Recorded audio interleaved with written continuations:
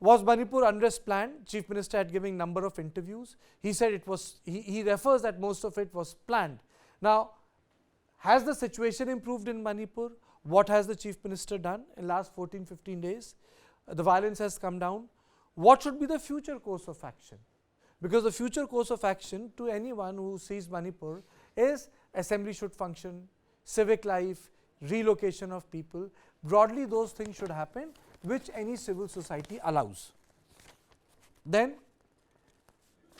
I would say, with all these questions, let me introduce my guest, and I am very happy to say that I am joined by Dr. Ramanand Singh, Associate Professor, Kirorimal College, University of Delhi, Dr. Gwite, Associate Professor, Center of Social Medicine, Community Health, Center of Social Sciences, JNU, Suhas Chakma, Director, Rights and Risk Analysis Group, and Colonel Tej Tikku, Defense Expert. But first of all, let me go to, thank you all of you for joining me, but let me go across to Suhas Chakma. Suhas, there is a shift in which the issue has been phrased. If you look at the tweet of Biren Singh, and the shift is there is a transnational plot, there are foreign fighters, Bangladesh, and am I audible to you, Suhas? I think Suhas is not audible to me. You are hardly audible. That's the problem. Okay, am I audible to you now? Am I audible to you? Okay. So I am saying that if you look at the tweet of the Chief Minister Biren Singh, and if you look at what Mohan Bhagwat says, I think there is a similarity. Your thoughts on it? They are on similar line. Well, I think it should not come as a surprise if there are foreign fighters or foreign insurgents in Manipur. I mean, if you look at the Northeast India, all over the states, whether it's Manipur, Nagaland, Mizoram, you will find obviously present foreign fighters because the communities live from one side or cross from one side to the other. But I would say, I think I'm not fully convinced, personally speaking, that this is something engineered by the foreign forces. If you look at Myanmar, I think Myanmar doesn't have control over its own territories. It's so busy with itself, that it doesn't have the capacity to engineer any kind of plot against any country simply because it is not itself in control of the situation. So there might be groups, might be forces who are crossing the borders, but to say that a government like Myanmar is involved in it, I think if the government of Myanmar is involved, rather than Chief Minister speaking, it should be the External Affairs Minister Jaishankar who should be raising the issue with the government of Myanmar. So that's one point. The second point, each time something comes up, they refer to Bangladesh. Without knowing what is Bangladesh is all about, in Bangladesh, the entire population of the Kukis, Chins, Mizos, whatever you call that particular group, the Bom people, it's about 15,000 people, including the children, newborn babies. Of course, there is a Kuki Chin army, which has been cropped up by the Bangladesh army as well as the GFI for its own war against other tribes in the Chittagong tracts. But to say that there is a connection between the groups who are in a way formed or supported by the Bangladesh army for its own insurgency or counter-insurgency purposes in the Chittagong tracts, that they are crossing in a way Mizoram, then coming over to fight over in Manipur, these are far-fetched.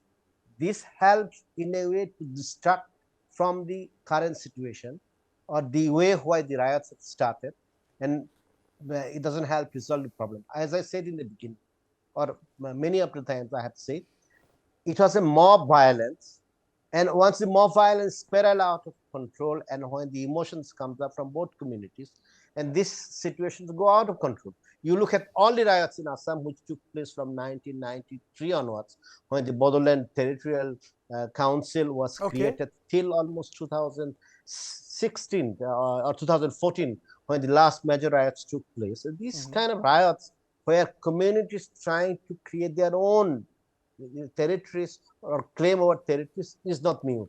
But to say that, everything, that it's something which has been engineered by the foreign forces, in a way to say that the Manipur government is no longer responsible, central government is no longer responsible. I think if today, on the day of Vijay Dasami, if Mohan Bhagwat ji had spoken, they should have spoken about the accountability, Okay. Okay, I'll irrespective of take a lead. whoever has Sohas, engineered this I'll fire. take a lead from your argument. And I'll go to Dr. Guite. You know, if I take this lead, then the government itself becomes the victim, the state becomes the victim, and then not the society. And then I'll come to Dr. Singh.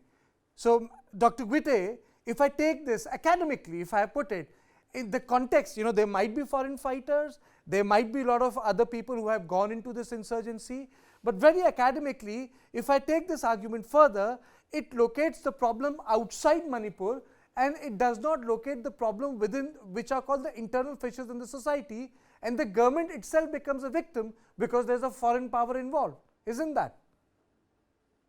Yeah, thank you, Kartkeya, for that question. As the violence has crossed more than 5 months into it, and then I mean, the people are still facing that unprecedented civil war. And Dr. Singh, I think we have a bit of a connection problem. Yes, can you take that question?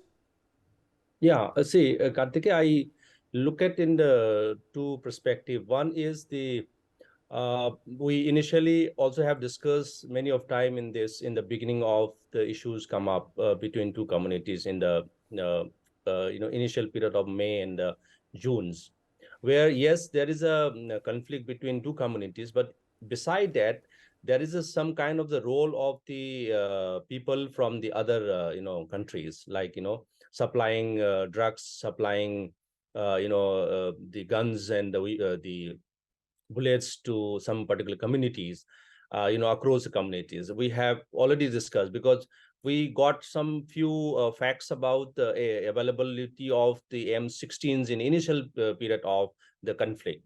So that's why people talks about the narco-terrorist, involvements are there in the fact. Now, right now, the evidence are coming up with all arrays and the drugs and the weapons. So it's really important, and really we need to discuss it very properly, and the government should take very seriously on this, because this is a threat to the security of the Indian nation.